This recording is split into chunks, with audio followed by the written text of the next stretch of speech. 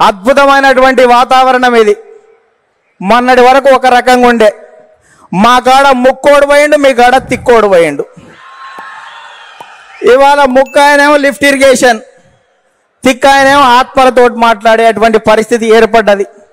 ఈ సమయంలో జనం కోసం, జాతి కోసం, పేదల కోసం, బీదల కోసం మహానాడు ఏర్పాటు చేసుకొని అధికారంలో ఉంటే ప్రజలకు చేయవలసిన దాని గురించి, ప్రతిపక్షంలో ఉంటే ప్రజా సమస్యల మీద మాట్లాడేటువంటి ఈ మహానాడు వేదికపై, ఈ మహత్తరమైన వేదికపై తెలుగు జాతి విశ్వఖ్యాతి అనేటువంటి అంశం మీద ఈ తీర్మానాన్ని బలపరిచే అవకాశం ఇచ్చిన బాబు గారికి ధన్యవాదాలు. చంద్రబాబు నాయుడు అంత డర్టీయెస్ట్ పాలిటిషియన్ ఈ దేశంలో ఎవరు లేడు. ఏం చేస్తావు నువ్వు నవీన్ పట్నాయక్ ఎందుకు కలిసినావు, నువ్వు మళ్ళీ ఎందుకు కలిసినావు, ఎందుకు నీకేమవుతావు నాకు అర్థం కాదు.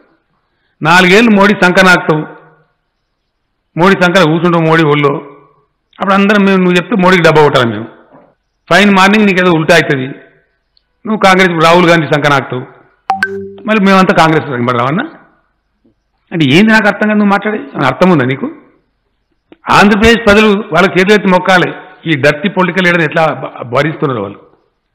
ఎన్ని పచ్చబద్దాలు మాట్లాడుతున్నారండి. సిగ్గు కూడా పడాలా చంద్రబాబు నాయుడు అనే వ్యక్తి. కనీసం లజ్జా సిగ్గు అనేది ఉండాలి మనిషికి. ఎందుకంటే హోదా వస్తే ఏమొస్తుంది, ప్రత్యేక హోదా వస్తే అవసరమే లేదు అని ఎవడు వాదించినండి?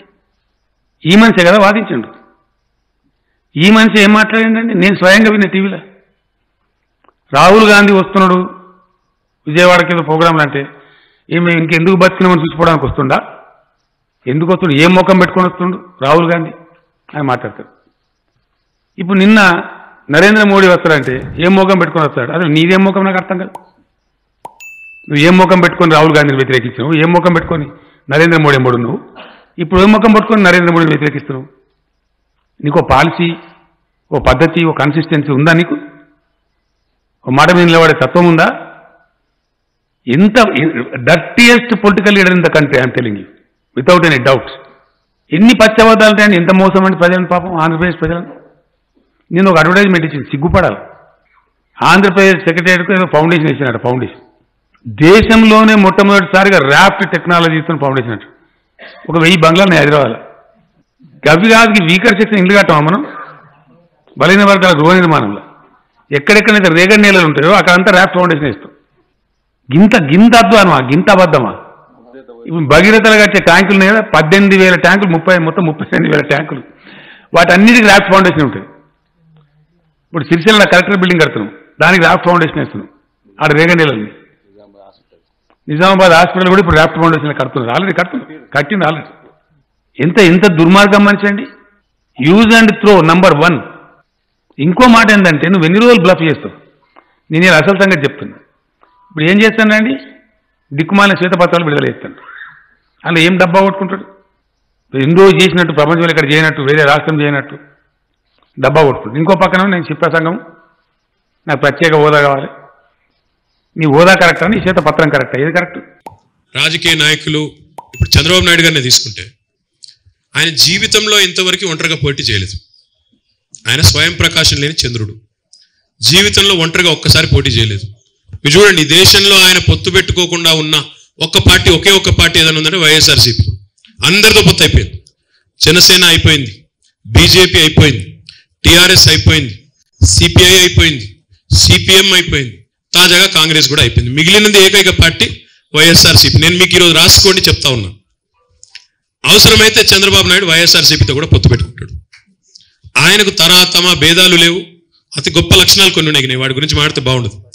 ఆయన మారుపేరే అవకాశవాదం. ఆయన వచ్చి ఈరోజు మాకు నీతులు చెప్తా అంటే ఆయనతో చెప్పించుకునే కర్మ మాకు లేదు బ్రదర్.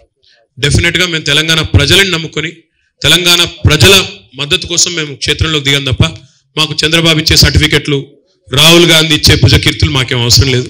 ఆయన ప్రచారం ఆయన చేసుకోమనండి, మా ప్రచారం మేము చేసుకుంటాం.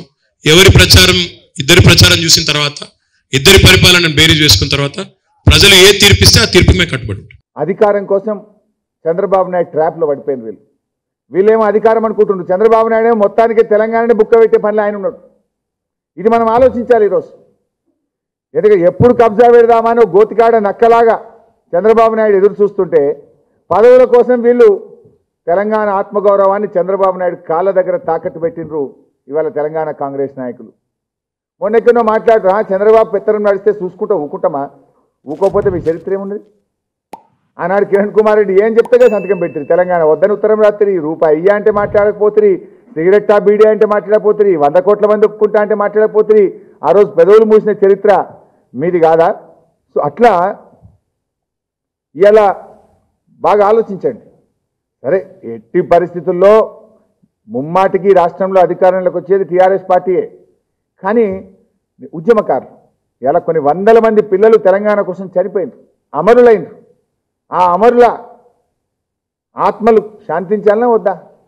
దేనికోసం అమరత్వమైంది వాళ్ళు? తెలంగాణ రాష్ట్రం కోసం చనిపోయింది.